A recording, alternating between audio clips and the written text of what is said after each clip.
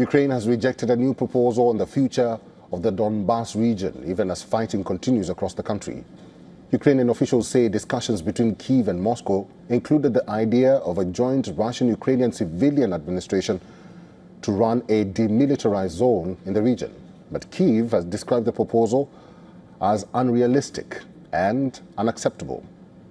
On the ground, the situation remains intense. 11 people have been injured after Ukrainian drones struck a facility in central Russia.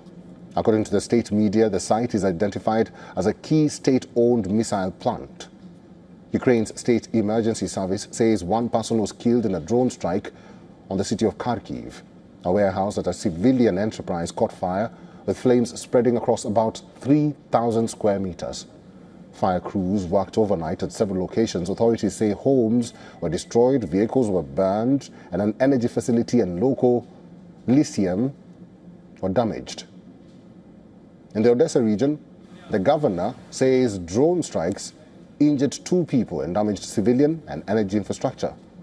Emergency services released video showing firefighters putting out a blaze at a private house. Ukraine's energy company, DTEK, later reported serious damage to power infrastructure in the region. The governor said nearly 99,000 consumers were left without electricity. Ukraine's unmanned systems forces carried out a pre-dawn strike on Friday, destroying 3 Russian Tor M1 air defense systems. This according to USF chief. The high-value equipment is estimated to be worth around $75 million. All 3 Tor systems are located in the Russian-occupied area of Zaporizhzhia. But you can't say that we're losing the war. Honestly, we're definitely not losing it. Definitely. The question is whether we will win. Yes, that is the question. But it's a very costly question. That's why our proposal is, look, let's stand where we are standing now. A ceasefire there, then we move to dialogue.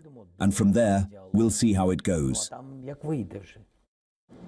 On the diplomatic front, Russian President Putin has instructed his delegation that attended talks in Geneva to explore what he described as peaceful solutions.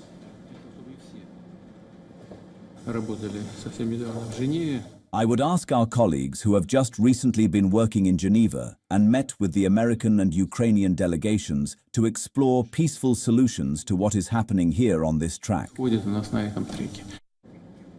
On the humanitarian front, Barham Salih, head of the United Nations Refugee Agency, has called for more funding during a visit to Ukraine. He traveled to frontline cities including Kyiv and Zaporizhzhia. He also met President Zelensky to discuss peace efforts and ongoing United Nations operations. In what could mark a major setback for Ukraine, Slovakia has warned it may halt emergency electricity supplies if oil transit to Slovakia is not resumed by Monday. Slovak officials say the move would come in response to what they described as continued disruption of agreed energy flows. They also note that since the start of the war, Slovakia has hosted around 180,000 Ukrainians and provided humanitarian assistance and government-level cooperation. Officials in Bratislava say they consider President Volodymyr Zelensky's approach towards Slovakia unacceptable and claim the country is being treated as a hostile state. It's a position they say has led them to consider suspending electricity support.